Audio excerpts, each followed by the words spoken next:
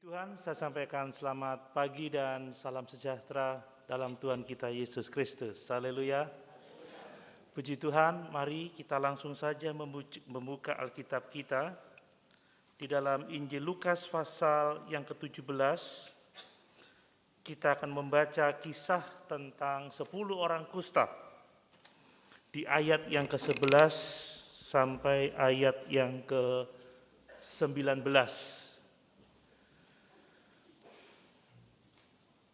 Lukas pasal 17 ayat 11 sampai ayat yang ke-19, demikian firman Tuhan.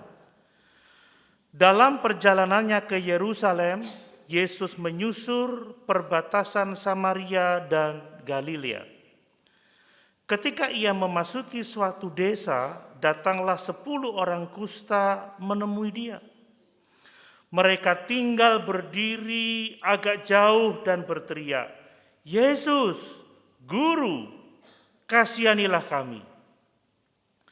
Lalu ia memandang mereka dan berkata, "Pergilah, perlihatkanlah dirimu kepada imam-imam." Dan sementara mereka di tengah jalan, mereka menjadi tahir. Seorang dari mereka ketika melihat bahwa ia telah sembuh, kembali sambil memuliakan Allah dengan suara nyaring. Lalu tersungkur di depan kaki Yesus dan mengucap syukur kepadanya. Orang itu adalah seorang Samaria. Lalu Yesus berkata, "Bukankah ke-10 orang tadi semuanya telah menjadi tahir? Di manakah yang 9 orang itu?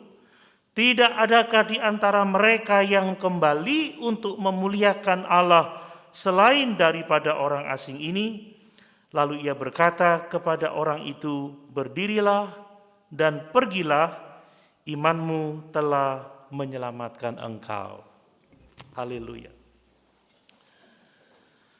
Pada kesempatan ini saya akan mengemukakan kebenaran dari teks kita mengenai bagaimana kita dapat menerima berkat Tuhan. Bagaimana kita bisa menerima pertolongan Tuhan, menerima keselamatan dari Tuhan, dan bagaimana seharusnya kita mengucap syukur kepada Tuhan Sang Pemberi berkat itu. Bapak Ibu yang dikasihi oleh Tuhan, ada banyak orang yang belum sungguh-sungguh menerima berkat Tuhan. Saya mau mengingatkan kita semua bahwa berkat terbesar yang sangat kita butuhkan adalah keselamatan jiwa kita.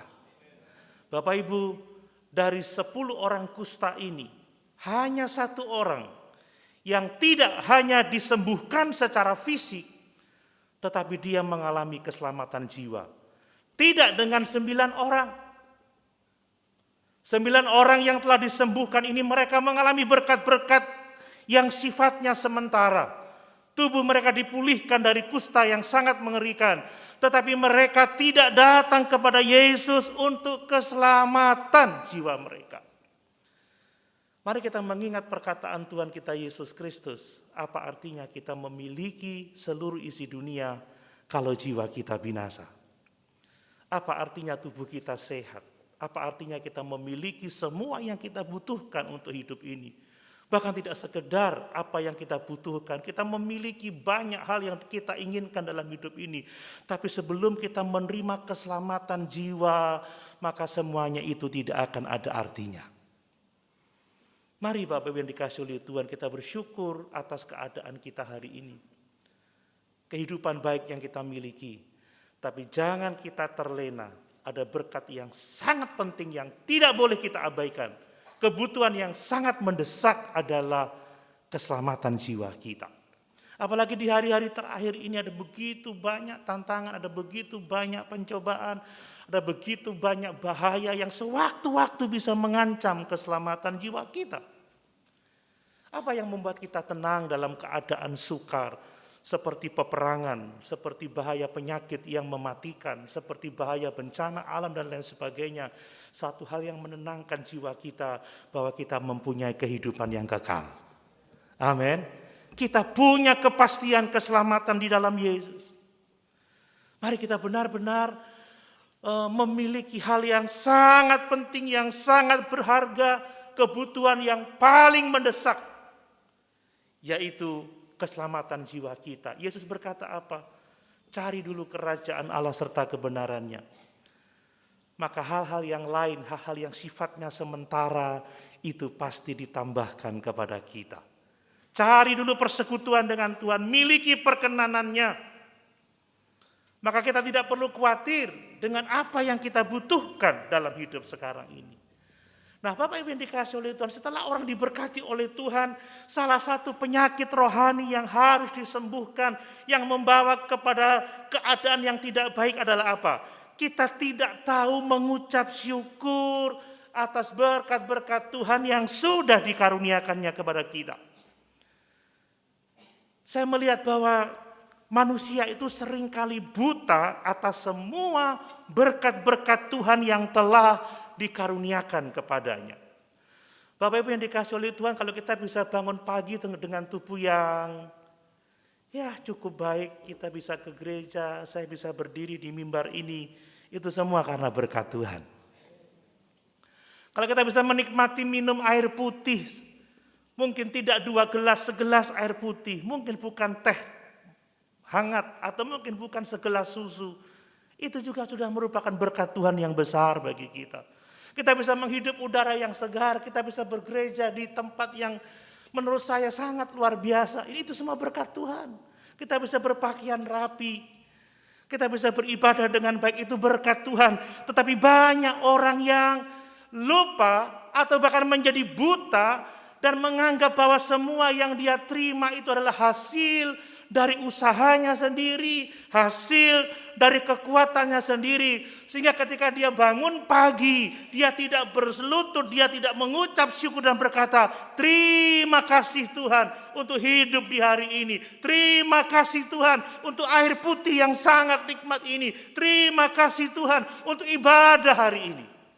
Kenapa? Mereka buta, mereka tidak mengucap syukur, menganggap itu semua pencapaian dirinya. Saya percaya kita semua tidak buta terhadap berkat-berkat Tuhan, amin. Semua karena anugerahnya, semua karena kasih karunia-Nya. Bahkan tidak hanya buta, tapi seringkali orang tidak mensyukuri berkat Tuhan. Banyak orang yang menggerutu terhadap apa yang ada pada dirinya. Menggerutu akan sarapan paginya. Duh, tiap pagi kok sarapannya bubur. Duh, tiap pagi kok sarapannya mungkin hanya sepotong roti keras ini dan teh yang panas tidak terlalu manis. Bapak Ibu, ada banyak orang yang ingin minum air putih di pagi hari dan mereka tidak punya air putih. Ada banyak orang yang ingin makan roti keras yang kita nikmati pagi ini. Mereka tidak bisa makan, tidak punya roti itu.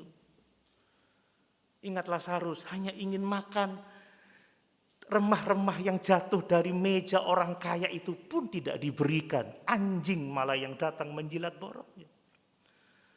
Kita mengeluh dengan kondisi sepatu kita yang mungkin sudah tidak terlalu modis. Banyak orang yang ingin pakai sepatu tapi mereka tidak punya sepatu.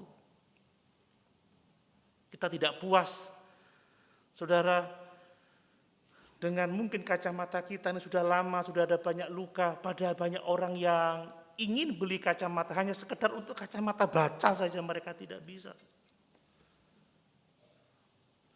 Bapak Ibu, banyak orang yang tidak bisa mengucap syukur. Padahal realita semua manusia, semua orang, entahkah dia percaya Yesus, entahkah dia seorang ateis, semua orang itu telah menikmati berkat-berkat Tuhan jauh lebih banyak dari apa yang dapat mereka sadari. Amin. Yesus berkata apa? Bapa yang baik itu memberi matahari untuk baik orang baik maupun baik orang jahat. Dia memberi hujan kepada semua orang. Dia memberi musim-musim yang baik untuk semua orang. Seringkali kita tidak menyadari bahwa kita telah menerima lebih banyak dari apa yang dapat kita pikirkan, dari apa yang dapat kita sadari. Bahkan kita telah menerima lebih banyak dari Tuhan. Tentang apa? Tentang apa yang seharusnya tidak pantas kita terima. Itu Itu yang disebut dengan kasih karunia.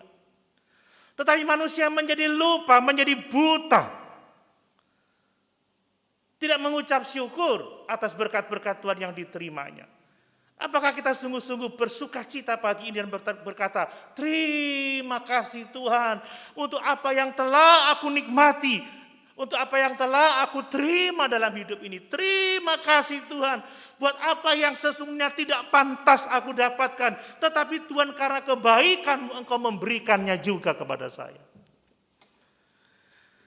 Itu sebabnya saudara, kita tidak hanya butuh mengerti cara bagaimana kita mengalami berkat Tuhan. Tapi lebih dari itu, kita perlu tahu bagaimana kita mengucap syukur atas berkat-berkat-Nya yang luar biasa dalam kehidupan kita. Amin. Dari 10 orang yang diberkati oleh Tuhan, yang ditahirkan oleh Tuhan, hanya 1 orang kusta yang telah disembuhkan. Orang Samaria lagi, orang asing lagi yang tahu mengucap syukur kepada Tuhan. Bapak Ibu, orang itu lebih dekat pada Tuhan saat membutuhkan sesuatu.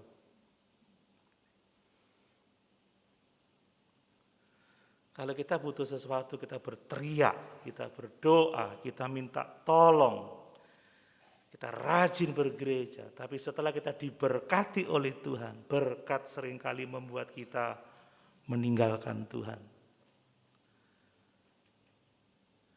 Bapak Ibu kalau membaca kitab Hakim-Hakim, ada 12 siklus di sana. Orang Israel itu kalau dijajah menderita cari Tuhan, saudara. Tapi setelah dilepaskan dari penjajah, setelah dia diberkati oleh Tuhan, melupakan Tuhan, meninggalkan Tuhan. Dulu waktu masih belum punya apa-apa, setia melayani Tuhan. Setelah punya apa-apa, setia jalan-jalan, setia. Bahasa sekarang apa saudara? Healing. Dulu setianya makan firman Tuhan di gereja. Sekarang waktunya makan firman Tuhan, makan di restoran karena punya banyak uang. Masalah manusia apa? Kalau lagi butuh cari Tuhan, tapi lagi diberkati oleh Tuhan, enggak cari Tuhan.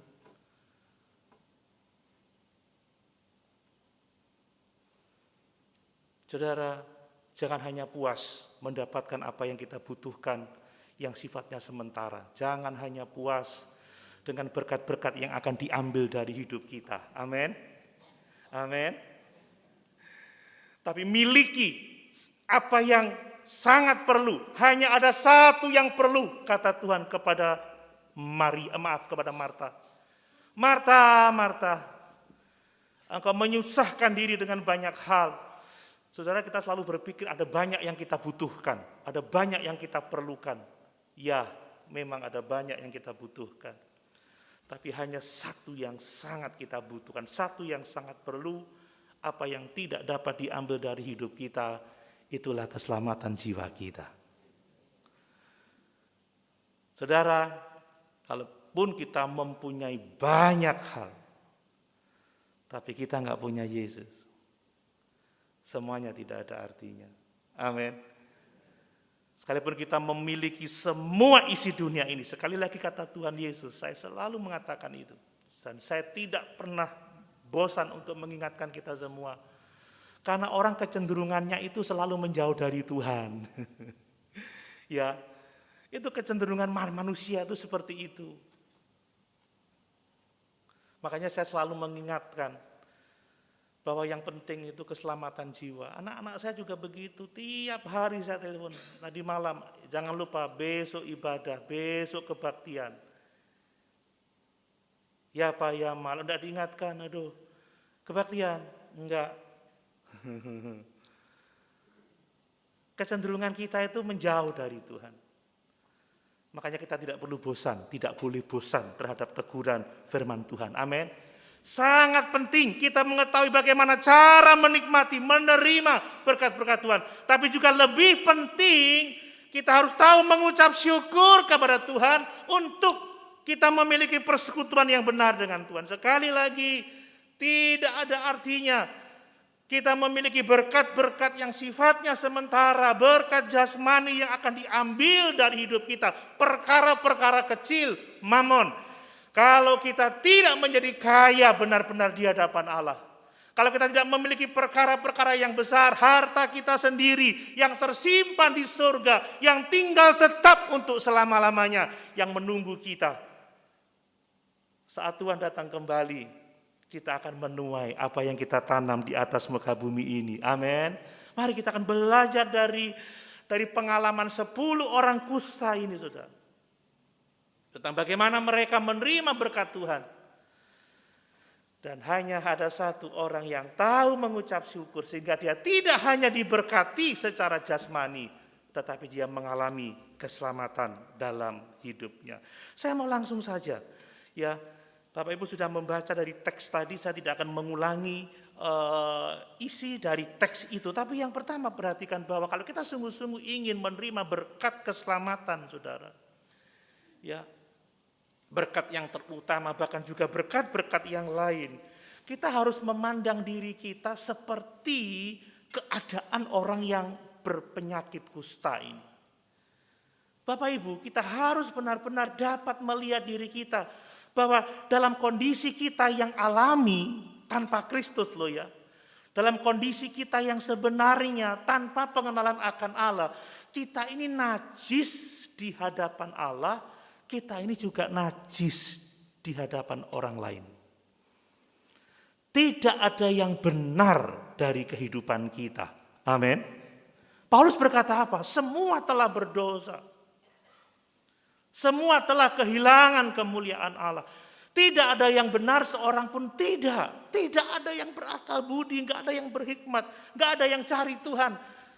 Perilakunya selalu mendatangkan kerusakan semata-mata, jejak darah yang ditinggalkan oleh manusia.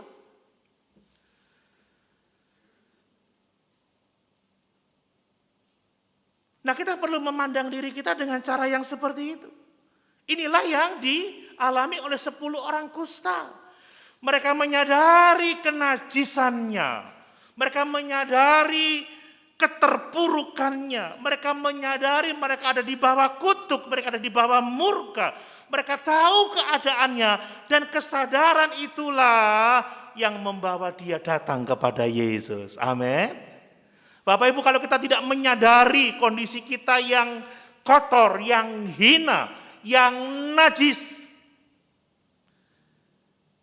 kita tidak akan pernah sungguh-sungguh datang kepada Tuhan untuk keselamatan jiwa kita, untuk pentahiran hidup kita. Saudara, hati-hati dengan konsep harga diri. Memang saya orang berdosa, tapi saya baik-baik saja. Saya bukan pembunuh, saya enggak mencuri. Orang selalu menaikkan harga dirinya. Tapi Alkitab selalu mengajarkan kerendahan hati. Amin. Orang kan bilangnya, Tuhan, aku sudah melakukan bagianku. Sekarang tinggal bagian Tuhan.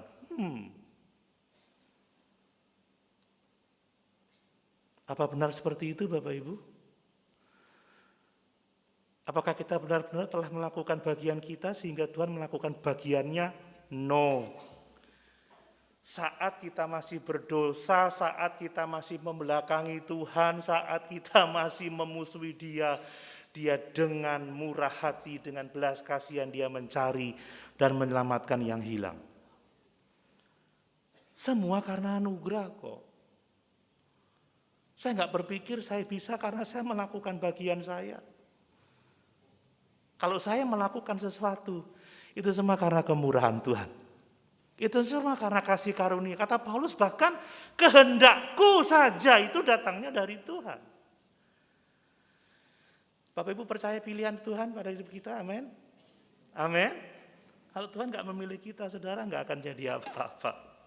Kita gak akan jadi apa-apa. Kalau saya melihat masa lalu saya, orang selalu penasaran masa lalu seperti apa sih. Tapi yang jelas kalau Tuhan gak memilih, gak memanggil, gak memberikan iman kepada saya sudah terhilang, saudara. Apakah kita menyadari bahwa kita najis di hadapan Tuhan? Itu yang akan menuntun kita datang kepada Tuhan. Saudara, penyakit kusta itu penyakit yang sangat menakutkan ya. Karena apa? Kusta itu adalah gambaran dari dosa. Makanya penyakit kusta itu tidak hanya dikatakan disembuhkan, tetapi disebut ditahirkan. Tidak sekedar heal, tetapi cleanse, disucikan. Katariso, bukan iwamai, tapi katariso. Cleanse, ditahirkan, bukan sekedar heal, sembuh. Karena ini gambaran dari dosa.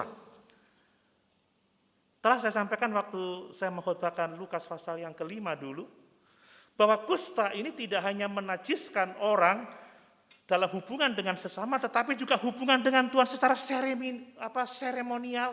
Dia itu terbuang dari keluarga, terbuang dari masyarakat, terbuang dari agamanya. Dan orang yang sembuh dari kusta itu butuh mengalami ritual pentahiran oleh imam untuk membuktikan bahwa dia benar-benar sembuh, saudara. Saya nggak akan jelaskan kusta itu penyakit apa, semuanya tentu tahu, pernah membaca, lihat di internet, itu sakit kulit, borok, ya, dan itu menggerogoti seluruh organ tubuh. Orang kusta itu borok sedikit lalu ke seluruh tubuh, tiba-tiba alisnya rontok. Wah, kalau nggak punya alis gimana, saudara? Ibu-ibu paling memperhatikan sama alisnya sekarang. Lipstik sudah tidak terlalu diperhatikan karena pakai masker. Kalau alis rontok gimana? Mata nggak bisa berkedip, hidung mulai rontok. Kemudian jari-jari mulai terlepas dikit-dikit, kaki, saraf-saraf mulai mati, jalan kesakitan. Kalau saraf mati udah nggak sakit lagi, tapi ada yang masih hidup, sarafnya ya sakit. Kemudian organ dalam juga semakin rusak. Pita suara juga ada borok sehingga mereka nggak bisa bersuara dengan nyaring.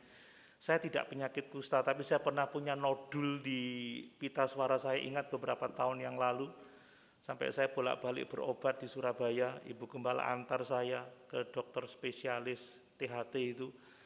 Saya dulu khotbahnya, saudara-saudara, apakah saudara cinta Tuhan? Kan gitu dulu ya. Sekarang sudah sembuh, itu luar biasa. Mereka ngeri, saudara. Dan memang ada yang disembuhkan setelah 1-3 tahun, tetapi biasanya yang tidak sembuh 9 tahun, mereka akan mati secara pelan-pelan, saudara. Ya, senti demi senti, tubuhnya rontok, akhirnya stres, paneng, dan akhirnya mati. Ini penyakit yang sangat mengerikan. Dan kebanyakan, saudara, orang kusta itu dianggap sudah orang yang sudah mati.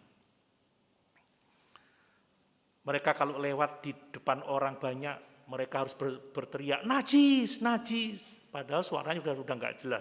Mungkin najis, karena pita suaranya rusak.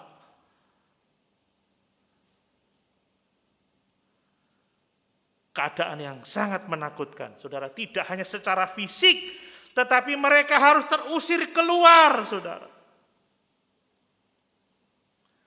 Dari rumah, dari masyarakat, dari ibadah mereka, dari sinagoga, dari bait suci. Dan yang menarik, dari 10 orang kusta ini 1 orang Samaria. Orang Samaria itu nggak akur sama orang Yahudi. Tetapi penderitaan telah membuat mereka jadi akur, saudara ya. Sama-sama susah jadinya akur, sama-sama masalahnya jadinya akur. Kita dari berbagai macam suku, ya, dari berbagai macam latar belakang, tapi Yesus yang telah menyatukan kita. Amin.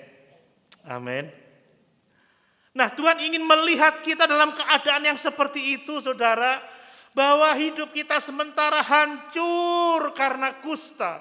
Bukan kusta fisik, tetapi kusta dalam hati. Baca Yeremia 17 ayat yang ke-9. Yeremia 17 ayat yang ke-9. Ini yang paling bahaya kalau hati kita tidak beres, hati kita mengeras. Yeremia 17 ayat yang ke-9.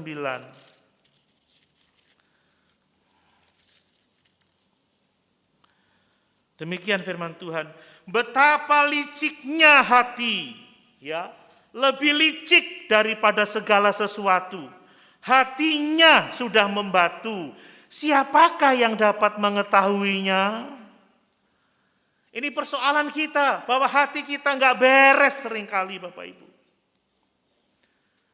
Sebagaimana penyakit kusta memisahkan manusia dari keluarganya, dari masyarakatnya, dari keagamaannya, demikian bobroknya hati kita, saudara, telah membuat perpisahan antara keluarga, antara anggota keluarga, antara sesama orang percaya.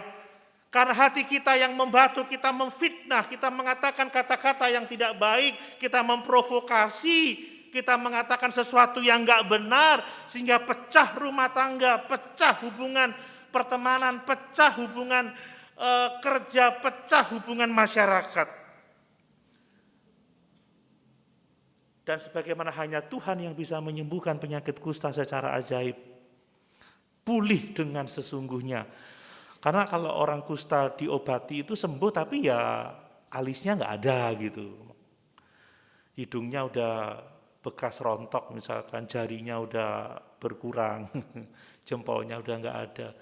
Tapi kalau Tuhan yang menyembuhkan, semuanya pulih dengan sangat sempurnanya, amin.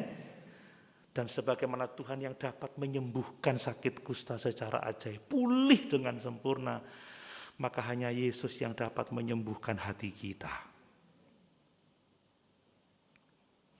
Saudara, kalau kita enggak pernah menyadari bahwa hati kita ini kena kusta, kita nggak akan benar-benar datang kepada Yesus untuk pemurnian hati kita. Makanya kenapa sih orang bengkerengan terus di rumah, saudara?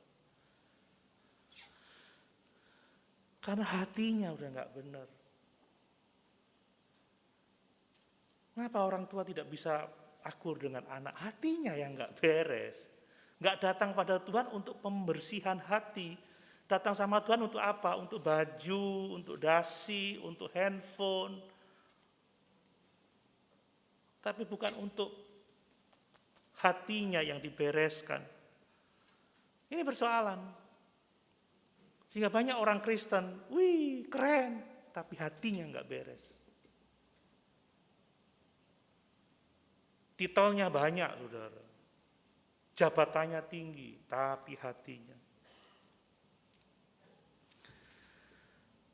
Kita harus rendah hati untuk mengakui bahwa tanpa Tuhan hati kita ini kena kusta. Amin Bapak Ibu.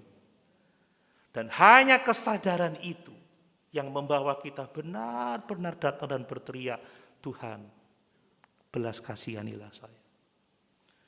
Tuhan sucikan hati saya. Lihat ayat yang ke-10 dari Yeremia 17. Aku Tuhan yang menyelidiki hati, yang menguji batin, untuk memberi balasan kepada setiap orang setimpal dengan tingkah langkahnya, setimpal dengan hasil perbuatannya. Bapak Ibu, kita harus sadar bahwa apa yang kita katakan, apa yang kita lakukan itu hasil dari pemikiran, hasil dari hati kita, saudara ya. Ingat bahwa segala sesuatu yang keluar dari mulut, sesuatu yang kita lakukan itu berasal dari hati, dan Tuhan menguji hati kita. Makanya tindakan-tindakan itu yang penting bukan hanya sekedar tindakannya, tetapi yang penting motivasi dari dalam hati kita. Amin. Apakah kita datang bergereja ini menyadari kebobrokan kita, atau Tuhan, aku melakukan bagianku, mana bagianmu? Apakah kita datang dengan rendah hati, atau Tuhan, lihat aku bisa melakukan sesuatu yang tidak orang lain lakukan. Sekarang aku menuntut. Pernah saya sampaikan, jangan pernah menuntut keadilan Tuhan karena kita tidak layak menerima keadilan Tuhan. Layaknya kita dihukum. Amin Bapak Ibu. Tapi yang kita tuntut apa? Belas kasihan Tuhan. Amin. Nah, kesadaran akan kondisi kita yang sangat buruk ini, saudara, membuat kita datang kepada Tuhan. Jangan seperti jemaat di Laodikia Yang berkata, aku kaya dan aku telah memperkayakan diri. Padahal kata Tuhan, tidak. Kamu miskin, kamu buta, kamu telanjang. Jangan berpikir kita tidak membutuhkan sesuatu dari Tuhan. Kita telah cukup. Tidak, saudara. Kalau penderita kusta ini berkata, ya memang aku sakit kusta, tapi aku orang baik. Oh, dia tidak akan datang. Tuhan, kasihanilah kami. Tidak. Dan kalau orang menyadari kondisinya yang terpuruk, dia akan datang dan berseru kepada Yesus, Tuhan, Guru, kasihanilah kami. Amin, Bapak Ibu. Ini menuntun pada hal yang kedua. Kita semua harus seperti orang kusta ini, 10 orang kusta ini. Ketika dia berjumpa dengan Yesus, dia berkata, Guru, Yesus, Guru, kasihanilah kami. Ayat yang ke-13, mereka berteriak, Yesus, Guru, kasihanilah kami, saudara. Bapak Ibu, teriakan orang penyakit kusta tidak seperti teriakan saya pagi ini. Tadi saya katakan bahwa pita suara mereka sudah rusak, saudara.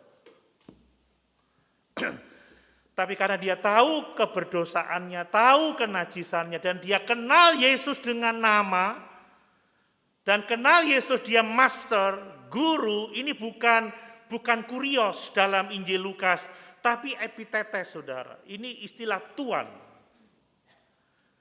Master, guru, penguasa. Dia tidak hanya mengenal Yesus dengan nama Yesus, tapi dia mengenal Yesus sebagai master, sebagai Tuan, sebagai guru yang berotoritas atas hidupnya. Dan mereka berteriak, Yesus, Guru, kasihanilah kami. Saya dapat membayangkan betapa sengsaranya ketika mereka meneriakkan, Yesus, Guru, kasihanilah kami. Karena apa?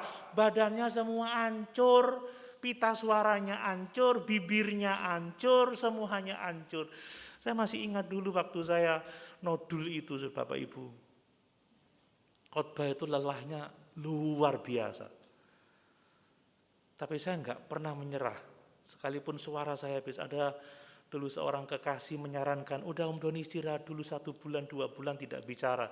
Tapi saya tidak istirahat. Karena upah seorang pemberita Injil itu yang memberitakan Injil. Amin, Bapak Ibu. Saya terus berbicara. Dan Tuhan sembuhkan. Itu luar biasa, saya tahu itu bukan karena usaha saya yang gigih. Tapi pertama-tama karena Tuhan yang menjamah dan menyembuhkan. Orang ini berteriak dan sungguh luar biasa. Yesus tahu betapa seraknya suara mereka. Dan hal yang luar biasa, Yesus itu murah hati, amin. Dan dia mendengar seruan yang datang dengan iman, seruan yang datang dengan tulus hati. Percayakah Bapak Ibu Yesus murah hati? Maka berserulah dengan sungguh-sungguh kepada Tuhan. Jangan malu. Banyak orang yang mau berseru, Tuhan tolong saya. Malu sama sebelah. Sehingga gereja ini tampaknya sepi sekali. Mau mengamenkan aja malu, saudara. Tapi juga jangan terlalu keras amennya. Kaget nanti yang sebelah yang jantungan pingsan nanti. Tapi karena kita malu mau mengamenkan, amin gitu malu, yes itu malu, ya benar Tuhan. Apalagi berteriak Yesus. Kadang kita mau berdoa aja, mau waktu tidak sadar, Tuhan tolong, lalu malu Tuhan. Ini gak malu karena dia butuh, saudara. Tidak hanya dia kenal nama, tapi dia kenal otoritas dia sebagai master. Kalau tidak salah epitetes ya. Sebagai Tuan, bukan kurios. Kurios memang Tuan, tapi ini Lukas menulis dengan bahasa yang lain. Kata yang lain. Dan seruan itu dibalas dengan sambutan yang luar biasa dari Tuhan. Ketika kita berseru kepada Yesus dan mengenal otoritasnya, kita tunduk pada kuasanya sebagai Tuan, saudara. Maka Yesus pasti akan mendengar dan memperhatikan seruan kita. Amin. Dia berkata, Yesus Guru, kasihanilah kami. Bapak Ibu, belas kasihan itu adalah kasih karunia, sesuatu yang tidak pantas kita terima. Jadi penderita kusta ini ngerti betul bahwa sebenarnya dia tuh tidak pantas disembuhkan, tetapi dia memohon belas kasihan. Demikian juga saat ini kita tidak pantas sebenarnya untuk menerima keselamatan itu sebab kita telah berdosa, memberontak kepada Allah. Makanya kita tidak berkata, Tuhan aku telah melakukan bagianku, sekarang mana bagianmu. Tapi kita merasa kita enggak pantas menerima sesuatu apapun yang baik dari Tuhan. Kita telah rusak, kita telah bobrok, kita telah berdosa, kita telah kehilangan kemuliaan Allah. Kita hanya bisa meminta belas kasihan Tuhan. Amin. Apa yang dapat kita banggakan? Karena Paulus sudah mengurung orang semua di dalam dosa. Yang dituntut kerendahan hati seperti ini ketika berhadapan dengan Tuhan. Enggak ada klaim, kami memang kusta Tuhan, tapi kami sudah berbuat baik. Sekarang sembuhkanlah saya layak disembuhkan. Kadang orang kan seperti itu, menyesal, Tuhan aku kurang apa? Aku udah setia, aku udah begini, aku udah begitu, bagianku udah kulakukan, mana. Justru itu yang menjauhkan kita dari berkat. Tapi kalau kita datang, Tuhan aku orang berdosa, Guru, belas kasihanilah kami. Amin Bapak Ibu. Itu yang benar, karena memang itu realitanya. Apakah saya akan berkata, aku udah melayani engkau, aku sudah mengajar, aku udah berkhotbah di mana-mana. Sekarang mana bagianmu Tuhan? Saya enggak berteriak seperti itu. Saya hanya berkata, Tuhan kasihanilah saya. Karena hanya Tuhan yang lebih tahu motivasi saya ketika saya melakukan sesuatu. Amin. Selalu saya katakan, tidak ada seorang pun yang sempurna dalam kekudusan. Tapi orang benar mengejar kekudusan. Makanya bertobat itu setiap hari. Ada seorang yang respon di video saya. Pendeta goblok, orang diampuni dosanya, kok masih harus bertobat. Bapak Ibu, sekalipun kita secara posisi memang benar di hadapan Tuhan, tapi secara faktual kita harus belajar hidup benar di hadapan Tuhan. Siapa yang gak berdosa dalam satu hari? Makanya berita pertobatan itu harus disampaikan. Saya digoblok-goblokin. Pendeta goblok. Apakah saya marah? Enggak, saudara. Memang ada kalanya saya goblok juga. Namanya juga masih manusia. Makanya yang lalu saya katakan, tegur. Kalau sayang itu menegur. Amin Bapak Ibu. Sayang itu mengingatkan. Saya tidak tahu ada WA tanpa nama. Isinya sangat menusuk hati. Tapi ketika saya WA, apa yang bisa saya bantu tidak dijawab. Ketika saya telepon ditolak. Ya saya ada salahnya. Dan saya mau diperbaiki. Tapi yang salah bukan saya. Jawabannya jemaat Anda harus bertanggung jawab. Wah ini soal antar jemaat ini. Jemaat Anda harus bertanggung jawab. Wah ada masalah apa ini? Saudara, tidak ada masalah yang tidak dapat diselesaikan di dalam Tuhan.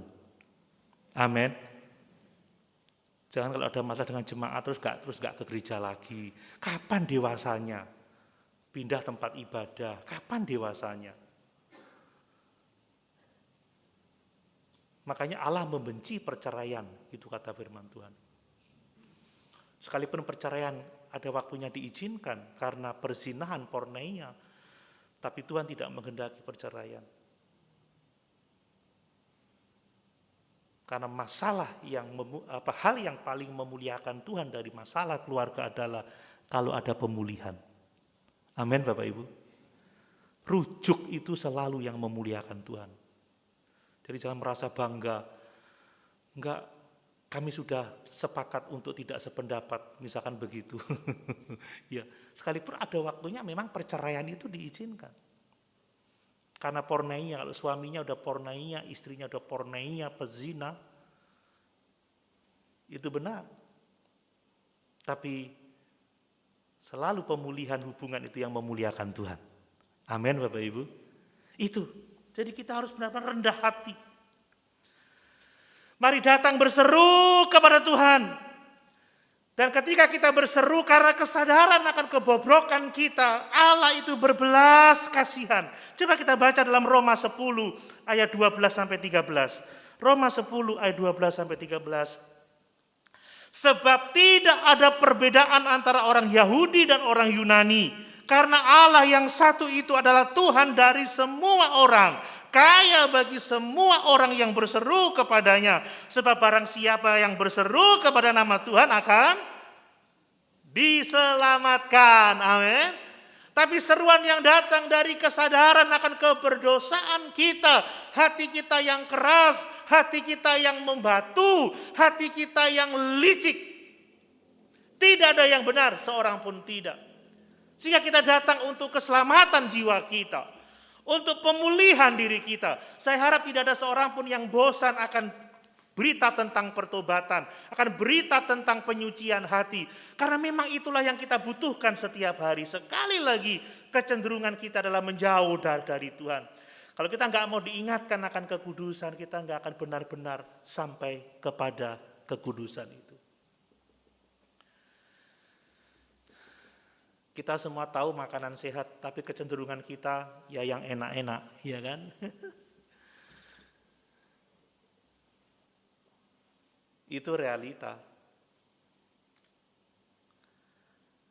Semua kita tahu arti kekudusan, tapi seringkali kita selalu berpikir untuk egois. Ketika Musa dia meminta melihat kemuliaan Tuhan, maka Tuhan berjalan membelakangi Musa. Coba lihat di dalam Keluaran 34 ayat 6 sampai 7. Saya baca ayat itu. Keluaran 34 ayat 6 sampai 7. Berjalanlah Tuhan lewat dari depannya dan berseru, Tuhan, Tuhan Allah penyayang dan pengasih, panjang sabar, berlimpah kasih setianya, kasihnya dan setianya yang meneguhkan kasih setianya kepada beribu-ribu orang, yang mengampuni kesalahan, pelanggaran dan dosa, tetapi tidaklah sekali-kali membebaskan orang yang bersalah dari hukuman, yang membalaskan kesalahan bapa kepada anak-anaknya dan cucunya, dan kepada keturunan yang ketiga dan keempat. Amin. Kekudusan Tuhan itu menuntut penghakiman, tetapi saya mau katakan belas kasihannya itu sangat luar biasa. Sehingga apapun kebutuhan kita, berserulah kepada Tuhan, karena Dia pasti akan menjawab kita. Amin. Yang berikutnya perhatikan saudara, kita harus merespon firman Tuhan itu dengan iman dan ketaatan saudara. Ketika Yesus menyembuhkan seorang kusta di Lukas pasal yang ke-5, maka Yesus mendatangi orang itu, memegang dia dan berkata, aku mau. Lalu sembuhlah orang itu, lalu dia berkata, datanglah kepada imam, tunjukkanlah dirimu, lakukanlah ritual pentahiranmu. Tapi yang ini beda. Tuhan tidak datang dan memeluk 10 orang kusta. Ini tidak tumpang tangan satu-satu, tidak. Tapi dia langsung berkata, pergi ke imam, tunjukkan dirimu untuk pentahiran tubuhmu. Tapi waktu itu tidak langsung sembuh. Bapak Ibu, ini butuh iman, ini butuh pergumulan.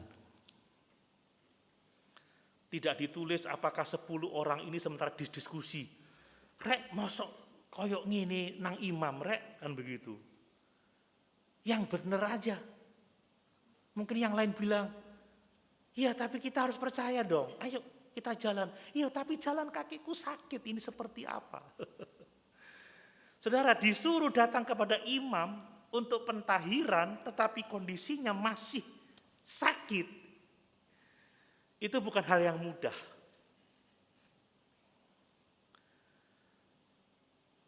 Saya tidak tahu apakah pada waktu itu ada perdebatan, tetapi yang jelas waktu mereka berjalan, mereka tahir.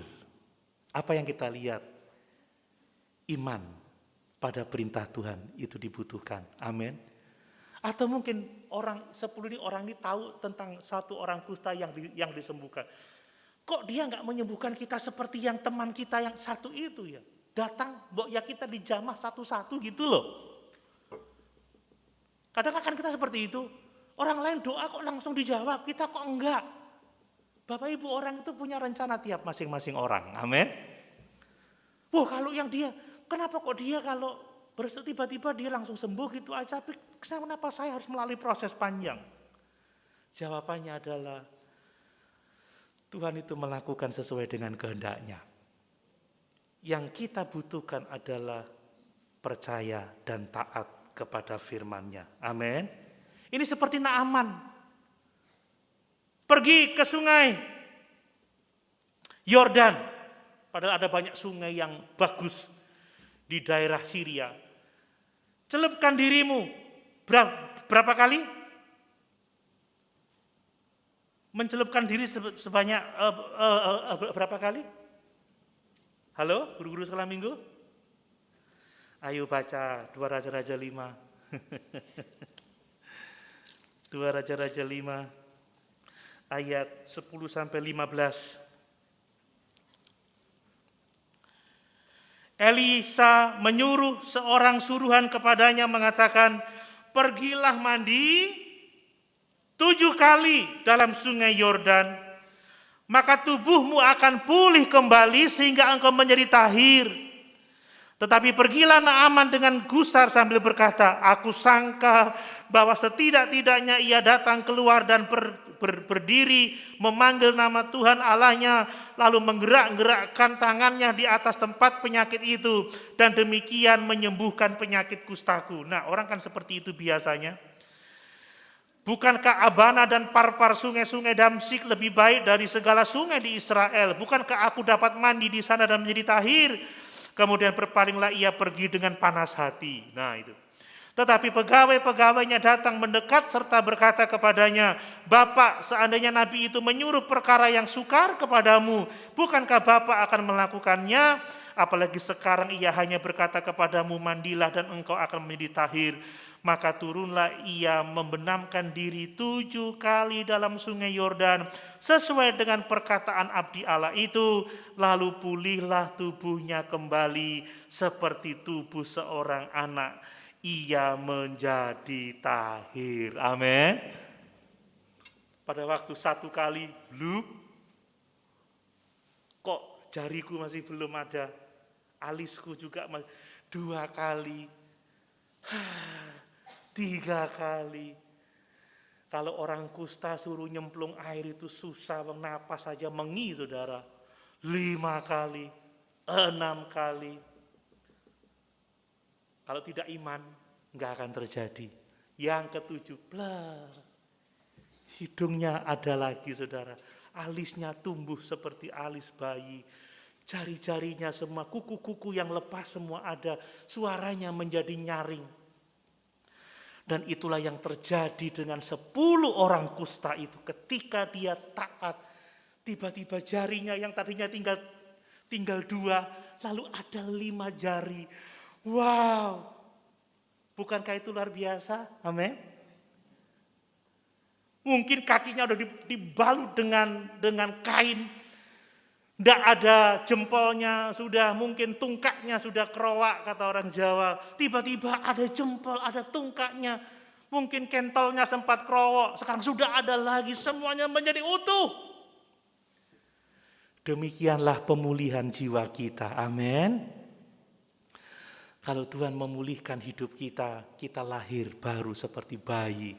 Tubuh kita, hati kita bersih, tulus, suci lagi di hadapan Tuhan. Amin. Sesuatu yang mustahil bagi manusia tidak mustahil bagi Tuhan. Sekotor-kotornya jiwa kita, selicik-liciknya hati kita, sekeras-kerasnya hati kita. Kalau Tuhan memulihkan hidup kita, maka hati kita pulih menjadi kudus di hadapannya. Sempurna seperti yang dikehendakinya. Amin. Yang dibutuhkan apa? Taat. Kata Tuhan Yesus, karena begitu besar kasih Allah akan dunia ini sehingga dia mengaruniakan anaknya yang tunggal. Supaya barang siapa yang percaya kepadanya tidak binasa melainkan beroleh hidup yang kekal. Taat, percaya, benar-benar selamat masuk surga. Amin. Saya tidak pernah melihat bagaimana menakjubkannya, saudara. Jari yang tinggal separuh tiba-tiba muncul lagi, saudara.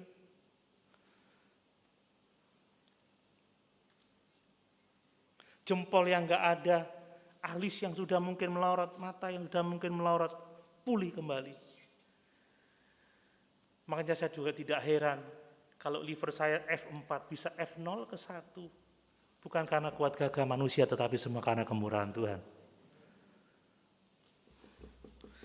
Dan yang terakhir, Bapak Ibu, apa yang perlu kita lakukan? Jadilah seperti satu orang kusta yang kembali untuk mengucap syukur memuliakan Tuhan. Amin. Saudara, tadi saya katakan, kebanyakan orang datang kepada Tuhan saat membutuhkan sesuatu. Tapi ketika dia diberkati, dia mulai meninggalkan Tuhan. Ini yang terjadi. Dari 10 orang yang disembuhkan, 10 orang hanya 1 yang datang kepada Tuhan. Makanya kadang, mana jemaat semuanya ya? Kecil diserahkan di gereja, dibaptis di gereja, dinikahkan di gereja. Sekarang mana ya? Oh, rupanya udah sukses, tokonya besar, pekerjaannya bagus, karirnya bagus, tapi mana ya yang lainnya? Ibu gembala paling teliti, saudara. Dan ini mana kalau tidak pernah kelihatan?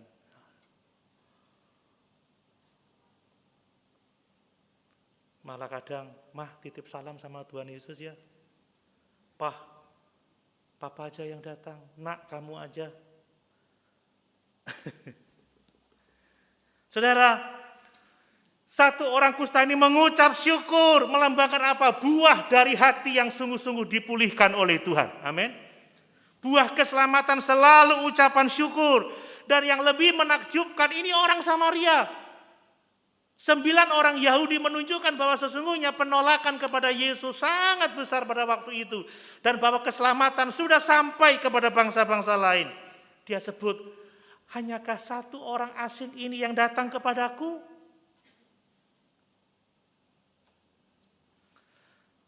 Tapi 1 orang asing, saudara. Sementara yang 9 mengalami berkat kesembuhan fisik. Yang nanti juga akan mati lagi dia. Tetapi hanya 1 orang asing ini yang tahu mengucap syukur buah dari pertobatan yang sejati. Dia datang berterima kasih. Dan dia tidak hanya disembuhkan dari sakit kustanya. Tetapi dia menerima keselamatan yang kekal. Apa kata Tuhan Yesus? Lalu ia berkata kepada orang itu, berdirilah dan pergilah, imanmu telah menyelamatkan engkau. Amin.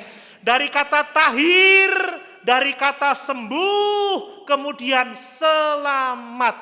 Tapi 9 orang hanya tahir, 9 orang hanya sembuh, tapi Tuhan tidak berkata mereka selamat. Jadi jangan jadi orang yang hanya menerima berkat-berkat yang sifatnya sementara, tapi pastikan bahwa kita punya hubungan yang benar dengan Tuhan. Tidak ada sembuh secara fisik, tetapi kita pulih hubungan dengan Tuhan. Bapak Ibu dikasih oleh Tuhan, satu hal yang perlu kita ingat, bahwa 1 orang ini telah melakukan hal yang sangat luar biasa. Pertama dikatakan bahwa orang ini memuliakan Allah. 2 kali dikatakan orang ini memuliakan Allah. Kita harus memuliakan Allah. Kita harus tahu meninggikan sifat-sifatnya, meninggikan karyanya. Muliakanlah Allah atas keselamatan jiwa kita. Amin. Kemudian mereka itu dia tersungkur di depan kaki Yesus. Saya tidak tahu saudara tentang pemahamannya dia tentang ketuhanan Yesus, tetapi dia melakukan hal yang sangat-sangat benar. Tersungkur, dia menghormati Yesus. Apakah kita benar-benar tersungkur di depan kaki Yesus atas keselamatan jiwa kita? Atau kita malah jigang di hadapan Tuhan? Tahu jigang saudara? Gagah kalau kebaktian sambil duduk begini. Dalam nama Yesus, gagah. Tapi benarkah kita punya hati yang tersungkur? Thank you Lord. Karena Yesus berkata, barang siapa tidak menghormati anak, tidak menghormati Yesus, dia tidak menghormati Bapa yang mengutus Yesus. Amin. Mari kita punya hati yang rendah, tersungkur di depan kaki Yesus. Ya, dia sujud, dan tidak hanya itu, orang ini dikatakan mengucap syukur. Ya, orang ini memuliakan Allah, orang ini tersungkur di depan kaki Yesus, kemudian orang ini mengucap syukur kepadanya. Ada begitu banyak cara mengucap syukur. Tapi mengucap syukur itu bicara tentang kerendahan hati. Mengucap syukur itu mengakui bahwa kita punya hutang sama orang lain. Amin. Tuhan, saya berhutang keselamatan jiwa saya. Saya berhutang kehidupan saya sekarang. Tapi banyak orang berpikir kita mau menghutangi Tuhan. Mau menghutangi apa? Kita nggak pernah menghutangi Tuhan. Amin. Kalau Bapak Ibu bisa memberi sesuatu untuk pekerjaan Tuhan, itu nggak menghutangi Tuhan sama sekali. Karena kalau Bapak Ibu bisa melakukan itu, semua karena kemurahan Tuhan. Kita yang berhutang sama Tuhan. Aku telah mempiutangi Tuhan. Ya, kita jadi krediturnya Tuhan. Nggak ada ceritanya. Semua karena kemurahan Tuhan, semua karena anugerahnya. Amin. Satu ayat terakhir Bapak Ibu, Ibrani 13 ayat 15 sampai 16.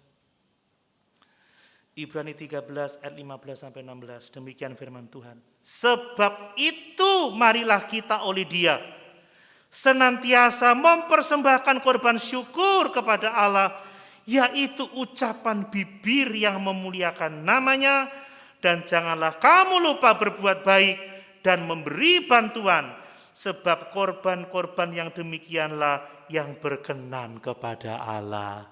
Amin. Kalau kita benar-benar mengenal kasih karunia Allah yang besar, kalau kita benar-benar tahu bahwa hati kita telah disembuhkan dari kusta rohani, kalau kita tahu bahwa kita telah diberi keselamatan kekal, mari kita datang memuji-muji Tuhan, memuliakan Tuhan. Mari kita menghormati Dia, sujud di kaki Yesus, dan mari kita mengucap syukur, ucapan bibir yang memuliakan namanya. Amin. Sama-sama kita berdiri.